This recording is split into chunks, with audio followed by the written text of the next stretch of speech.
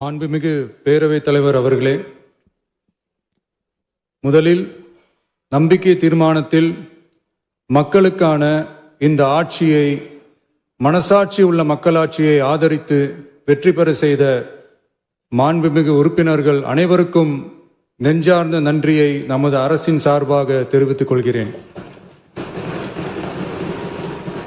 நடைபெற்று முடிந்த சட்டமன்ற தேர்தலில் எந்த அணியும் இல்லாமல் தனி அணியாக, தனி சிறப்புமிக்க அணியாக, மக்கள் அணியாக, மக்களை விரும்பும் அணியாக, மக்கள் விரும்பும் அணியாக களம் காண்டோம்.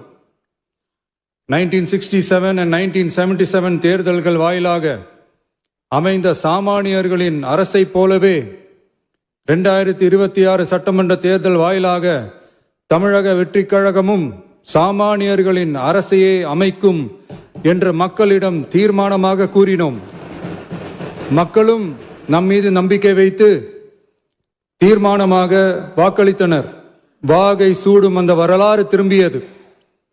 விசில் அலை வெற்றி அலையாக மாறியது. ஒரு விரல் புரட்சி விசில் புரட்சியானது. கட்சி ஆரம்பித்த 3 ஆண்டுகளுக்குள் 34.92% 1,72,26,208 வாக்குகளை மக்கள் தந்தனர். தமிழக வெற்றிக் கழகத்தை தனி பெரும் கட்சியாக சட்டமன்றத்திற்கு அனுப்பி வைத்தனர். கட்சி ஆரம்பித்த 3 ஆண்டுகளுக்குள்ளேயே மிக மிக சிறிய அளவில், ஒரு நூல் இழைவில் தனி பெரும்பான்மை கொஞ்சம் தள்ளி போய் இருக்கிறது. அதனால் இந்த அரசை சிறுபான்மை அரசு போல யாரும் நினைத்தால் அதிலும் எங்களுக்கு மகிழ்ச்சியே. நாங்களே சொல்கிறோம், இது சிறுபான்மை அரசுதான்.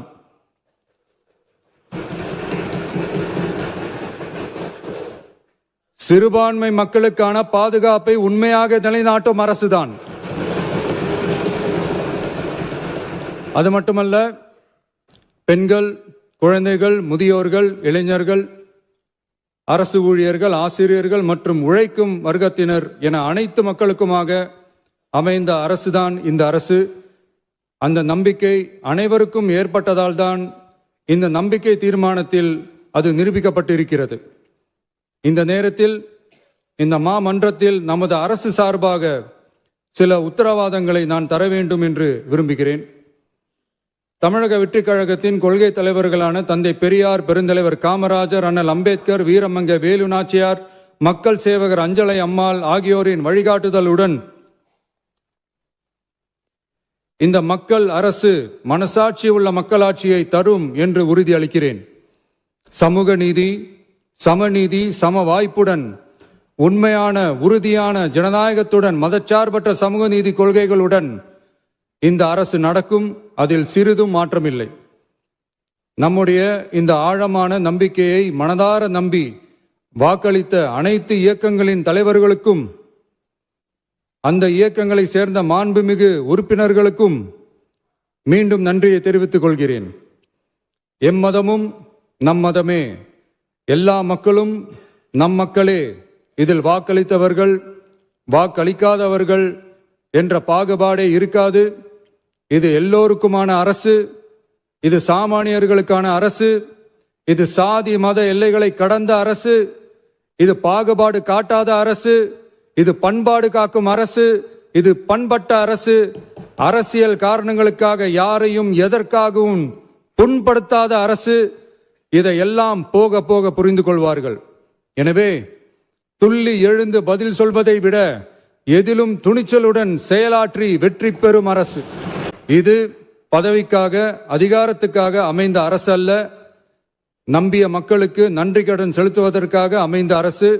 அதிகாரம் காட்டி மிரட்டும் அரசு அல்ல, அனைவரையும் அரவணைக்கும் அரசு. எவர் மீதும் வெறுப்பு காட்டும் அரசு அல்ல, எல்லோரையும் விரும்பும் அரசு. மக்களே முக்கியம், மக்கள் நலன் மட்டுமே முக்கியம். அதுவே எங்கள் ஒரே நிலைப்பாடு. எனவே மனசாட்சி உள்ள மக்களாட்சிக்கு ஆதரவளித்த அனைவருக்கும் மீண்டும் என்னுடைய நன்றியை தெரிவித்துக் கொள்கிறேன். அன்புமிகு பேரவைத் தலைவர் அவர்களே, திரு சி. ஜோசப் விஜய் அவர்களை முதலமைச்சராக கொண்ட அமைச்சரவை மீது இப்பேரவை தனது நம்பிக்கையை தெரிவிக்கிறது என நான் மொழிந்துள்ள அரசினர் தீர்மானத்தின் மீது அனைத்து கட்சிகளை சார்ந்த மாண்புமிகு உறுப்பினர்கள் தங்களது கருத்துக்களை தெரிவித்து தீர்மானத்தை ஆதரித்தும் எதிர்த்தும் உரையாற்றியுள்ளனர். உரையாற்றிய உறுப்பினர்கள் அனைவருக்கும் என்னுடைய நன்றியை முதற்கண் தெரிவித்துக் கொள்கிறேன். இந்திய தேசிய காங்கிரஸ் கட்சி சார்பாக உரையாற்றிய மாண்புமிகு திரு சே ராஜேஷ் குமார் அவர்கள் தீர்மானத்தை வரவேற்றதோடு மட்டுமல்லாமல் மதசார்பற்ற அரசுக்கான ஆதரவு என கூறினார்கள். நிச்சயமாக இந்த அரசு மதசார்பற்ற அரசாகத்தான் செயல்படும் என்கிற உறுதியை தெரிவித்துக் கொள்கிறேன். அடுத்து உரையாற்றிய இந்திய கம்யூனிஸ்ட் கட்சி மார்க்சிஸ்ட் கட்சி சார்பாக உரையாற்றிய திரு ஆர் செல்லசுவாமி அவர்கள் இந்த தீர்மானத்தை வரவேற்று முழுமையான ஆதரவு தெரிவித்துள்ளார்கள். விடுதலை சிறுத்தைகள் கட்சி சார்பாக உரையாற்றிய மாண்புமிகு உறுப்பினர் திரு பன்னி அரசு அவர்கள் உரையாற்றுகையில் நம்பிக்கை வாக்கெடுப்பில் வெற்றி பெற்று இந்த அரசு 5 ஆண்டுகள் தொடரும் என நம்பிக்கை தெரிவித்தமைக்கு என்னுடைய நன்றியை தெரிவித்துக் கொள்கிறேன். ஆதரிப்பவர்களுக்கு மட்டுமான அரசல்ல, எதிர்ப்பவர்களுக்கான அரசும் இது என சுட்டிக்காட்டியமைக்கு எனது நன்றியை தெரிவித்துக் கொள்கிறேன். முந்தைய அரசுகளால் கொண்டு வரப்பட்ட முக்கிய மக்கள் நலத்திட்டங்கள் தொடரும் என்ற உறுதியை தெரிவித்துக் கொள்கிறேன். இந்திய யூனியன் முஸ்லிம் லீக் கட்சியின் சார்பாக உரையாற்றிய மாண்புமிகு திரு ஆமு ஷாஜகான் அவர்கள் தீர்மானத்தை வரவேற்று வரலாற்று சாதனை இந்த அரசு படைக்கும் என வாழ்த்தியுள்ளார்கள். இந்திய கம்யூனிஸ்ட் கட்சி சார்பாக உரையாற்றிய மாண்புமிகு திரு ராமச்சந்திரன் அவர்கள் தீர்மானத்தை வரவேற்று பேசியுள்ளார்கள். தேசிய முற்போக்கு திராவிட கழகத்தின் சார்பாக உரையாற்றிய மாண்புமிகு உறுப்பினர் திருமதி பிரேமலதா விஜயகாந்த் அவர்கள் உரையாற்றுகையில் எதிர்கட்சிகளை எதிரி கட்சிகளாக நினைக்காமல் எங்கள் அரசு செயல்படுவது குறித்து குறிப்பிட்டு வாழ்த்து தெரிவித்தமைக்கு என்னுடைய நன்றி. மேலும் ஓரிரண்டு கருத்துக்களை தெரிவித்து தெளிவுபடுத்த வேண்டும் என்று கேட்டுக்கொண்டார்கள். I will rethink about it. தமிழ்நாட்டை ஆண்ட பல்வேறு கட்சிகளை சார்ந்த அரசுகள் இந்த நாட்டு மக்களின் நலனை முன்னிலைப்படுத்தி தீட்டிய திட்டங்கள் சமூக நீதிக்கு முன்னுதாரணமாக திகழ்ந்து நிறைவேற்றப்பட்ட சட்டங்கள் எங்கள் கட்சியின் கொள்கை தலைவர்களின் எண்ணங்கள் என இவற்றை மனதிலே கொண்டு எங்களுடைய ஆட்சி நடைபெறும் என்கிற உறுதியை மட்டும் தெரிவித்துக் கொள்கிறேன். பாரதிய ஜனதா கட்சி சார்பாக பேசிய திரு எம் போஜராஜன் அவர்கள் நடுநிலை வகிப்பதாக தெரிவித்து உரையாற்றியுள்ளார்கள். பாட்டாளி மக்கள் கட்சியின் சார்பாக அடுத்து உரையாற்றிய மாண்புமிகு முனைவர் திருமதி சௌமியா அன்புமணி அவர்கள் உரையாற்றுகையில் விவசாயிகள், இளைஞர்கள், மகளிர் நலன், மது ஒழிப்பு குறித்து செயல்படுத்தப்பட வேண்டிய திட்டங்கள் குறித்து குறிப்பிட்ட தீர்மானத்திலிருந்து விலகி நிற்பதாக தெரிவித்துள்ளார்கள். மகளிர் பாதுகாப்பிலிருந்து தவற எந்த அரசு இம்மியளவும் இடம் தராது. அடுத்து உரையாற்றிய மாண்புமிகு திரு மு தமிழன் அன்சாரி, மாண்புமிகு திரு கே நித்யானந்தன், மாண்புமிகு முனைவர் MH ஜவாஹிருல்லா, மாண்புமிகு திரு எடப்பாடி கே பழனிசாமி அவர்கள் மற்றும் ஆகியோர் உரையாற்றுகையில் தீர்மானத்தை எதிர்த்து உரையாற்றியுள்ளார்கள். எதிர்க்கட்சி தலைவர் வெளிநடப்பு செய்துவிட்டார்கள். மாண்புமிகு திரு SP வேலுமணி அவர்கள் தீர்மானத்தை ஆதரித்து உரையாற்றியுள்ளார்கள்.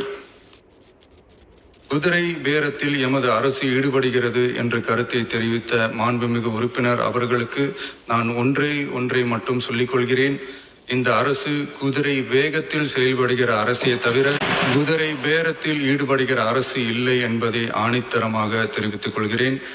நம் தமிழ்நாட்டின் முன்னேற்றத்திற்கு உழைத்த தலைவர்கள் வழிகாட்டிய கொள்கைகளிலிருந்து இம்மி அளவு விலகாமல் நிச்சயமாக இந்த ஆட்சி நடைபெறும்.